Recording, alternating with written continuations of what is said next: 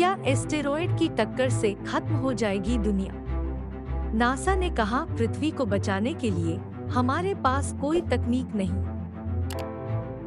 वैज्ञानिकों ने एक बयान में कहा कि अगर वास्तविक जीवन में इस तरह की काल्पनिक परिस्थिति हाइपोथेटिकल सिचुएशन का सामना करना पड़ता है, तो हम वर्तमान क्षमताओं के साथ इतने कम समय में किसी भी अंतरिक्ष यान स्पेसक्राफ्ट को लॉन्च नहीं कर पाएंगे।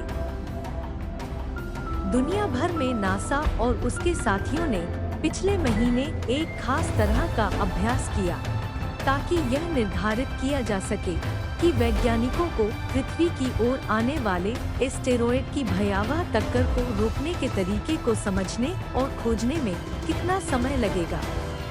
हालांकि यह एस्टेरॉयड काल्पनिक था और इसका उद्देश्य वैज्ञानिकों को ऐसी परिस्थितियों के लिए तैयार होने का समय देना था। वैज्ञानिकों ने घटनाक्रम बनाया। लगभग 56.3 मिलियन किलोमीटर दूर से एक रहस्यमय एस्टेरॉयड पृथ्वी की ओर आ रहा है और 6 महीने में पृथ्वी से टकरा सकता है। 2021 पीडीसी नामक काल्पनिक एस्टेरॉयड की दिशा को रोकने या बदलने के तरीकों की योजना बनाने के लिए वैज्ञानिकों को 26 अप्रैल से एक सप्ताह का समय दिया गया। प्रतिभागियों को हर दिन एस्टेरॉयड के बारे में जानकारी दी गई। एस्टेरॉयड का आकार 35 मीटर और 700 मीटर के बीच निर्धारित किया गया था। हर गुजरते घंटे के साथ वैज्ञानिकों ने जानकारी विकसित शुरू कर दिया। दूसरे दिन वैज्ञानिकों ने पुष्टि की कि एस्टेरॉयड का प्रभाव आने वाले 6 महीनों में एक विशाल क्षेत्र में होगा, जिसमें यूरोप और उत्तरी अफ्रीका शामिल हैं।